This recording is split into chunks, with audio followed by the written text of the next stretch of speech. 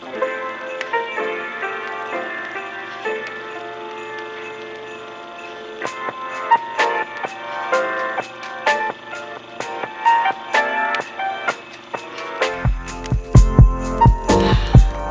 a second.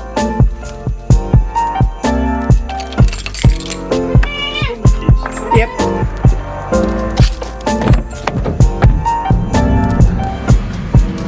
Fantastic. Thank you, you too.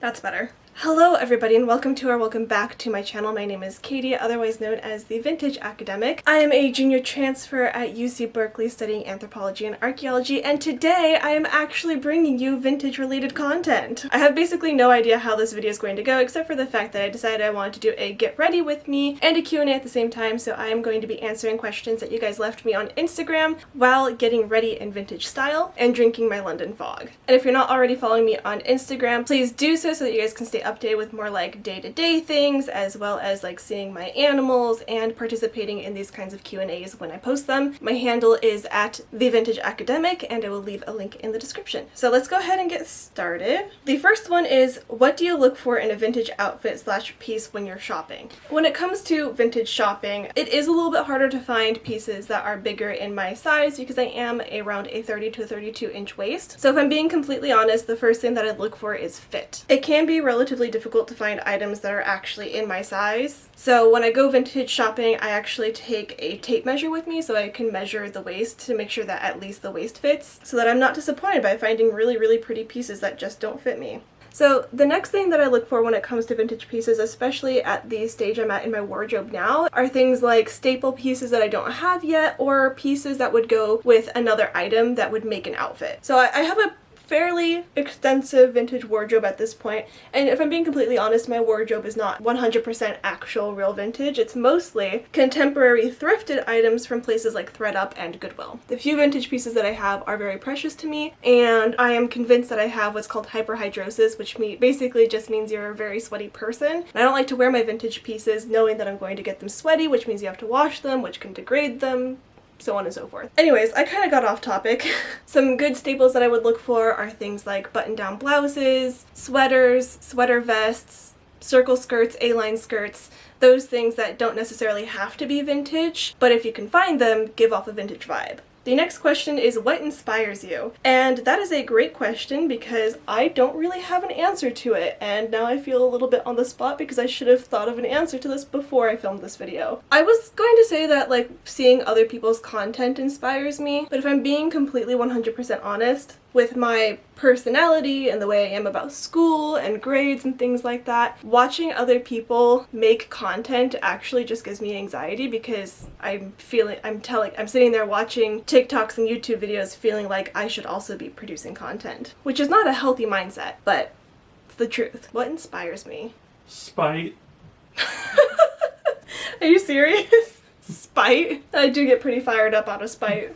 You're always seeking to better yourself and better your understanding. I think that's what's kind of driven your education. I feel like I should tell you what kind of makeup I'm using. I am both cheap and lazy when it comes to my makeup, so I don't go out of my way to do anything particularly fancy. I'm using the Revlon Candid Natural Finish in a color that's too orange for me, so I'm mixing it with the Tarte Shape Tape, which is too light for me. Put them together, I get kind of an okay foundation. Next, I'm going to do my eyebrows and answer the question from Laura B.M. Library, and it is, where to find clothes? So this is another good question, and it honestly just comes from practice and being on the internet, being on Instagram. Oh, I'm using the Milani Most Loved Mats for my eyebrows since I ran out of my eyebrow pencil. So for me, I find a lot of my clothes at thrift stores, places like the ASPCA thrift stores in California, Goodwill stores. Those are the places that I go for finding like pieces that aren't necessarily vintage but look vintage. For actual vintage, I kind of just troll Instagram, Depop, Poshmark. ThredUp is another good place for online thrifting. Etsy is another really fantastic place, and a lot of Etsy sellers are also on Instagram, so you can see when they update their shops. As I'm talking, I'll put some of my favorite Instagram shops up on the page so you guys can see them, and they'll also be in the description. And my other favorite place to find clothes, which is a little bit unrealistic for people watching this video, is Missouri.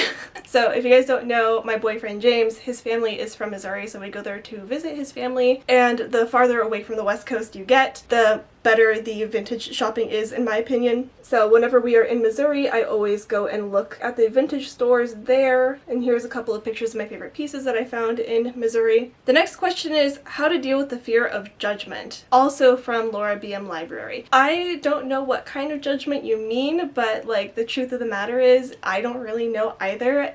If you're talking about in terms of like wearing vintage, for me it's a lot of not giving a crap what other people think. Of course people will like ask me questions or they'll compliment my outfit, or you get a little bit more attention from wearing vintage in public than you would normal clothes. So for me it's just kind of like getting out of the car and not caring what other people think. I know that's way easier said than done, and honestly that's not something I developed, that's just kind of part of my personality. But as far as things like YouTube, I don't really share any research on YouTube or anything about my degree on YouTube, even though my whole channel is basically about school, because I'm afraid that I'm going to say something wrong for the fear of judgment from others. I am hoping that that gets better in time. I'm hoping that it's just because I'm still an undergraduate student, so I don't feel like I have a space to talk yet. My eye makeup is this Wet n Wild Color Icon eyeshadow quad. Take a quick pause, answer another question. From Moto Grizzly or James, what is your favorite shelf decoration? That's a really great question, and I think he actually asked me this in person and I don't have a good answer. I have a ton of stuff up here that is all sentimental, none of it is arbitrary, but if I had to pick a couple, I would probably say my Sacramento City College vintage textbook from the 1960s, because that's the community college that I graduated from. And then this nondescript blue thing in the background, that is actually my grandmother's diploma from UC Berkeley, and that one of course is very meaningful to me. I never met her, she died when my mother was very young, but getting to have a little piece of her and her time at Berkeley inspires and motivates me every day. And they're not on my shelf, but fun fact, I have some really old photos of my grandmother standing in her graduation robes with her diploma, and I cannot wait to recreate that photo. It's gonna be amazing. It's one of the things that motivates me and keeps me going. Next question. If there was only one vintage item you could keep, what would it be? Whew, okay. I once got a Q&A question on Instagram that asked me what was my favorite vintage piece, and I could not give a straight answer because I love all of my vintage clothing and picking one over another feels like I'm betraying them. And yes, my clothes, I personify them, they have emotions, I love each and every one of them dearly, and I feel bad when I wear one piece more than another. Also, real quick, I'm moving on to bronzer. I'm using the Butter Bronzer in the shade Light Bronzer. Gosh, this really is a hard question to answer, but if I have to answer it, it's either the first vintage dress I ever bought in Missouri, because I think it's a very quintessentially vintage and it's some of my favorite colors, and I really love the dark green and navy blue color scheme, or it is my set of vintage items that I have from my grandmother who passed. I have a silk blouse that has little circles woven into it, as well as a set of sweaters from her that I never wear because she was a very petite woman and I cannot fit into her clothes. And we're back. I apologize about that. I have a very bad habit of not charging my battery camera, so my battery camera died, but I'm back now. Let's move on to the next question. It is from my mom, and she asks, why anthropology, why grad school? I'm not going to go too in-depth on why anthropology because I am going to do a whole video about why I decided to study anthropology and why I decided to study it at Berkeley. But long story short, it was one of the very first things that I was actually good at in school, and I really enjoyed learning about other cultures. Out of all of the kinds of classes in the different areas that I have taken, it was the one that spoke to me the most, and I got really interested in archaeology. And as I kind of discussed in one of my videos, my how it's going so far, which I'll put a link in the iCard and in the description, my perspectives have kind of changed on archaeology, so now I have kind of like a new path with anthropology and archaeology. But I don't want to ever consider myself only an archaeologist. I want to consider myself an anthropologist first, because I find archaeology incredibly self-fulfilling and exploitative, and if we can approach it from an anthropological perspective, I think that will help. Also, I just used blush, this is NARS. And then to answer your question about why grad school, well, first of all, if you want to practice actual like field archaeology, you kind of have to get a master's degree, because during your master's degree is where you're going to learn your fieldwork methodologies. But also grad school because I'm really interested in doing research, and there's a very specific thing that I want to study that is really important to me that I think will make a difference in the field of archaeology. And also I'm considering pursuing a PhD because I'm really interested in teaching anthropology. So yeah, I'm going to do my eyeliner real quick and attempt to answer another question, but no promises. Caitlin Morales asks, what do you look forward to the most when moving to campus? Also love your videos. Thank you so much. You're very sweet. What I look forward to the most when moving to campus, there's quite a few things actually. I think the main one being the fact that it is so hard to feel connected with an online semester. I don't feel very connected to the materials, I don't feel connected to my fellow students or to my professors. So when things go back to being in person, I'm really looking forward to being able to have that connection. And then I'm also looking forward to moving to campus because I live in a very small house with 2 other people and 5 pets, and it can be very difficult to compartmentalize school, work, and home life when you're doing all of them in the same place.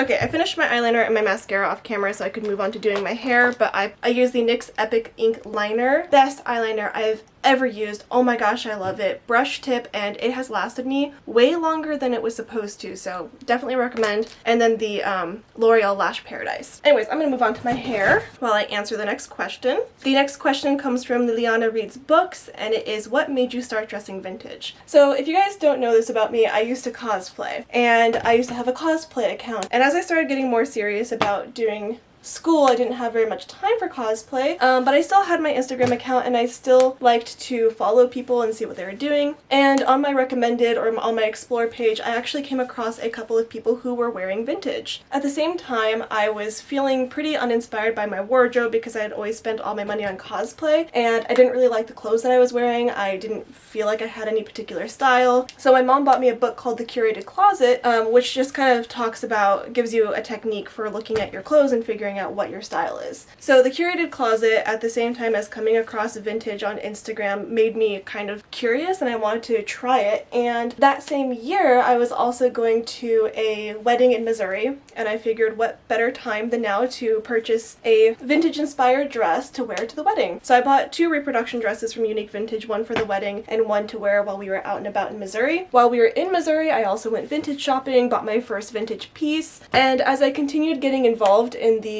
vintage community, I stopped using my cosplay Instagram account, started my vintage Instagram account. I also learned more about consumerism and thrifting as a form of environmentalism and kind of getting into that side of vintage and kind of realizing it was a small way that I could make an impact in my everyday life. Plus, the style makes me feel really confident. I very much enjoy wearing it. I started off going full out vintage, wearing it every single day, setting my hair all the time. Obviously, I don't do that so much anymore, but I think I've kind of found this happy medium place where I can have that vintage vibe without having to do my hair every single day, without having to wear makeup every single day, and I'm pretty happy with it. Even if it's not strictly 1950s vintage, I still look cute, in my opinion. The next question also comes from Liliana Reads Books, and it's, what are career options for someone with an archaeology degree? So I actually specifically chose Berkeley because I wanted to have an anthropology degree, not an archaeology degree, because I think an archaeology degree is a little bit limiting. With an archaeology degree, you can pretty much go into archaeology. There's cultural resources management, which is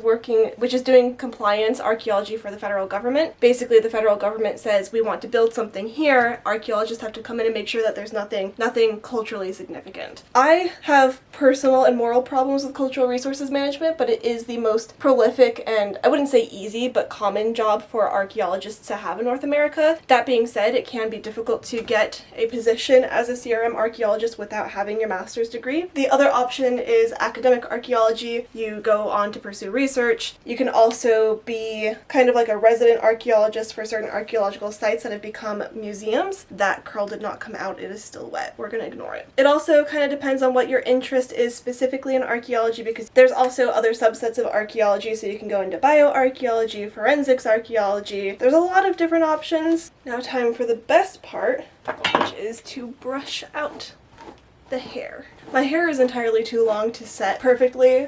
When I first got into vintage, I cut my hair really short, so every time I set my hair, it was like right here, which is definitely a look, but I kind of like the longer, floofy, Rachel Maxey-esque look. I'm going to go change my clothes and slap on some lipstick and answer the last question. I will be right back. Alright, I'm gonna finish up my hair, slap on some lipstick, and answer the last question. It is, how has anthropology affected your cosplay and vintage aesthetic? And I love this question. For cosplay, it hasn't really done much. I don't cosplay, or at least not at this moment in time. In terms of vintage, however, it has done a lot, especially with like the conversation around imperialism and colonialism through clothing and how we present ourselves. There's a couple of Instagram posts that went around that you can find in my Instagram stories if you're interested, and I'll leave a link in the description. They kind of talk about a couple of people in particular in the vintage community, as well as a practice of people who go and do a 1920s tour of Egypt, which is super culturally insensitive, imperialistic, colonialistic, especially given the things that happened between Britain and Egypt from like the late 1800s to the 1960s, 1970s? Is that good enough for the hair? Yeah. So that kind of left an interesting taste in my mouth as far as vintage clothing and anthropology. As far as myself though, I used to be very much into the kind of like explorer vibe, the jodhpurs, the pith helmets and all that kind of stuff. I'm willing to admit that. However, having spent time in anthropology and having spent time on the vintage community and listening to other people, I now understand that that imagery specifically, along with being somebody who wants to go into archaeology, is super problematic. The argument is basically that by wearing the clothing of the colonizer while performing a colonial practice is perpetuating colonialism. So I no longer desire to wear anthropology in the field, and I have kind of shifted my attention in aesthetic from the explorer vibe to more of like the dark academia vibe. That being said, there still is kind of like a particular aesthetic that is hard to avoid when you're working in the field, because you kind of have to wear like the big cargo pants and the linen and the things that keep you cool when you're working in hot environments, which is what I suspect I'll be doing since I'm going into American archaeology. But I no longer wish to actually be wearing like full vintage jodhpurs and high-kneed boots and all that kind of stuff. That doesn't mean I'm not going to wear vintage in the field, because I am probably just going to end up wearing my vintage jeans and a vintage t-shirt because that's what I own in my wardrobe. But it has made me very aware of the way I come across, the way I present myself both on the internet and in the professional setting, and I don't have a complete answer to that question, but it has made me much more aware of how I present myself, especially given the content of my channel talking about college, access to education and college transferring. I do not ever want to come across as somebody speaking down to the masses from my ivory tower. So I recognize how dressing like this and sitting on an antique couch may come across that way. So I'm very aware of it. I try to keep that in mind when speaking and when presenting myself, and I will continue to do so as I move into the professional sphere and the academic sphere. So that is all the questions that I have. Thank you so much to everybody who submitted a question. They were all fantastic. I am so happy that they ranged all the way from vintage to my degree, which is like the two things I love talking about the most. And before we go, I actually received a thread-up package. And I thought you guys would want to see it, especially since I think it will make the whole outfit come together. So like I said, we love a good thread up in this house. I'm sure you guys are all very aware of that already. Let's get to opening my box. I got a new pair of shoes. I have way too many high-heeled shoes and not enough flat shoes, because I do not wear my high-heeled shoes nearly as much as I thought I would. So I was looking for a pair of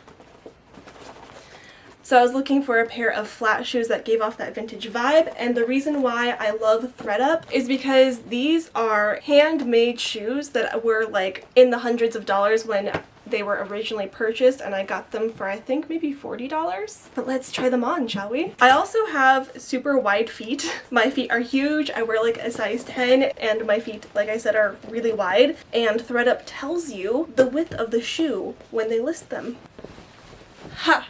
Ta-da! Very cute. Much nice. Love it. Alright, well that is pretty much the end of the video. Thank you all so much again for sending me in questions. I hope you enjoyed listening to me answer them, and I'd love to do this again, so make sure you follow me on Instagram so you can participate the next time I decide to do this. Thank you all so much for watching the video. If you enjoyed it, please give it a thumbs up and subscribe to my channel for more UC Berkeley and vintage related content. Leave me any comments, questions, or concerns below, and I will see you in the next video.